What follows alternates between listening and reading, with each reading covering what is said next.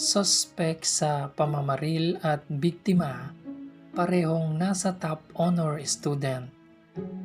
Parehong nasa top honor student ang namaril o shooter at ang biktima, kaya laking panghihinayang at lungkot ng kanilang mga magulang sa sinapit ng kanilang mga anak na kapwa mag-aaral sa Ateneo de Zamboanga University.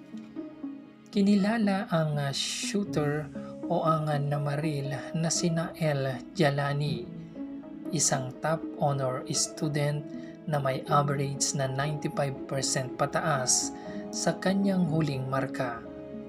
Samantala, ang biktima naman ay kinilalang si Patrick Wee, isang top honor student din na nagkamit pa ng gold awardee sa International Mathematics Olympiad of Southeast Asia.